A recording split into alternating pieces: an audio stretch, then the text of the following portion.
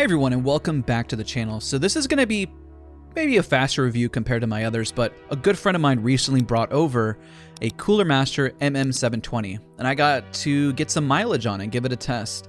He's bought mice in the past, and I got a chance to test him, specifically a lot of the Glorious mice, but this one just resonated with me that I felt I could definitely talk about it with you guys, and I felt offered enough variety and difference and options if you don't prefer Logitech, Glorious, or Finalmouse, because Cooler Master here has released a mouse that is specifically lighter than other mice. Real quick, remember mice's preference and what feels comfortable depends on your hand shape, grip style, mouse pad, and other factors, so keep that in mind when you're purchasing a mouse and you're trying to figure out what works best for you. Also, don't forget to leave a like, comment, and subscribe for more content, because I post content like this regarding mice, improving your aim, and very much here on the channel. So now, let's discuss again further in depth the Cooler Master MM720. What we're going to cover is what's in the box. Pretty easy. There's not much in the box. What I disliked about the MM720 and what I really liked about it. We're going to talk about some of the high-level features and, of course, a high-level discussion on grip style and glide throughout the review. So when my good friend Fireborn, I got his link down in the description, brought over this mouse, I got to test it out on pretty much every mouse pad that I owned and grind it out on Kovacs, AimLab, Apex Legends, and other various games. So first, let's talk about what's in the box. Well, my friend had the box at home, but he mentioned that it came with replacement mice feet. And that's really it. It was pretty cookie cutter, very simple, because you really have to install the software online, which opens up the massive variety in terms of settings. You can disable, enable various DPI settings, and it changes based on the light whenever you change DPI, from what I saw. They had a lot of other options in terms of liftoff distance, everything like that. I don't tend to mess with that. I usually keep it pretty much at default because that does really impact the glide. And it really depends. You can get pretty granular with changing the liftoff distance and other features like that, and it can really change how much a mouse really impacts. So we just kind of left it at stock. And of course, if you're learning mice for the first time, I definitely recommend leaving it at stock as well and focusing more on the overall shape of the mouse rather than going too in-depth with settings. I'm going to let somebody else who is passionate about the settings of this mouse go through every single line item of settings. But I got other peeps in the household to also test it out and give their input, and why you see various hands, of course, in this video holding the mouse. The side buttons compared to the Logitech Glorious or Finalmouse required a bit more pressure, but the positioning was nice and where they put them. I preferred the positioning of this compared to, like, let's say Finalmouse's. Now, I personally dislike the glossiness of the mouse. Of course, you can purchase this in a matte finish, but Fireborn and Necro didn't mind as much. They definitely have a preference one way or the other, but I have just particular feelings about the glossiness of mice. But again, you can purchase a matte finish if you want. The plus side of buying a glossy mouse is that whenever your hands get dirty or anything like that, you can just rub it off and you're good to go. So very easy to clean. Of course, if you sweat a ton, you may want to go with a matte finish. There's pros and cons of that too, so it kind of just depends what your personal preference is. If you sweat, obviously you can just clean the mouse off and you're good to go. But for me, for fingertip grip style on this mouse, being it glossy was definitely a lot more difficult. This is really designed for a claw or palm grip, depending on your hand shape. Because if you have a smaller hand, palming is great. If you have a really large hand, then of course you're most likely going to have to claw it. This mouse is definitely a lot wider in depth, which gives you a lot more leg room for clawing compared to, let's say, like a fingertip grip style where you're kind of forced to etch your hand in.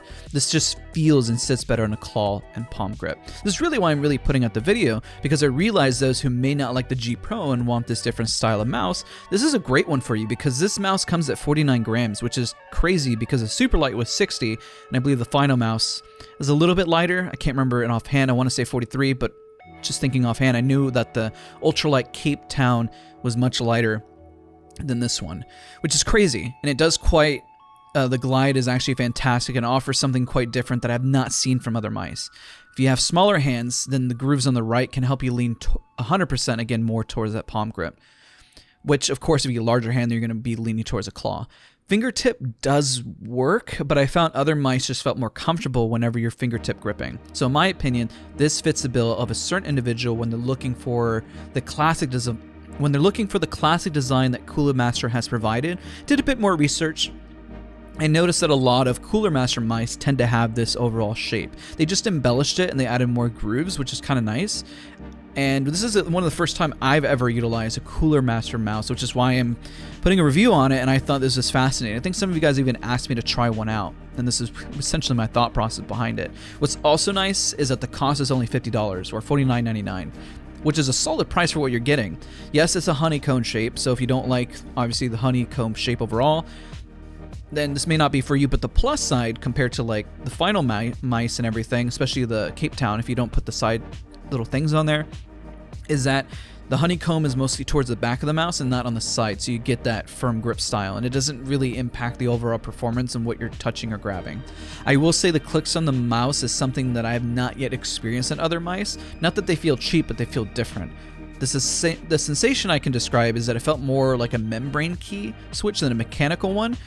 Not saying that's actually the case here, just felt a little squishier. I'll let you guys decide if you think that's a good thing or bad thing, but compared to when I'm using the Logitech mouse and I'm using the Final mouse or a Glorious, it just has a little bit more feedback there, you know. So this, you can almost say it's like a red switch on a keyboard versus a brown switch. Like, it's not massive, but you just feel it, right?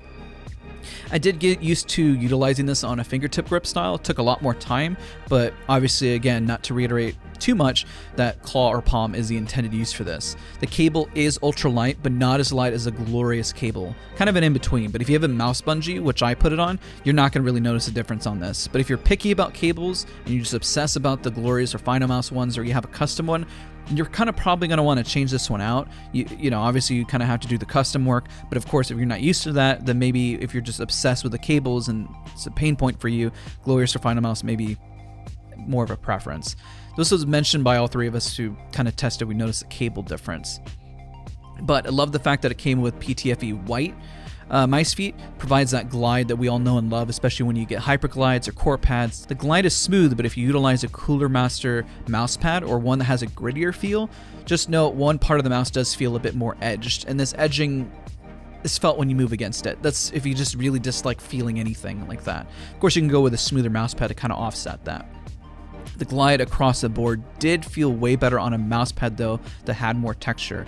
I personally preferred this on the Artisan Hein, the Cooler Master, Otsu, or even the Logitech G640, one that's kind of worn down so you can kind of get more of the groove. I don't think a new one would be perfect on it, and since my Logitech G640s are a bit worn down, something to notate.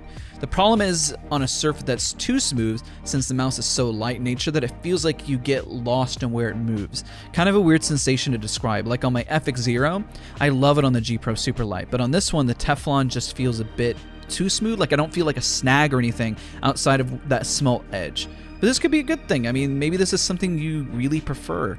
And if you prefer the smooth glide, that's good to notate. Because even on the GSR, it was super slow, but it just felt too smooth. I like to have the texture to kind of feel where the mouse is at. And this is strictly because the mouse is so light.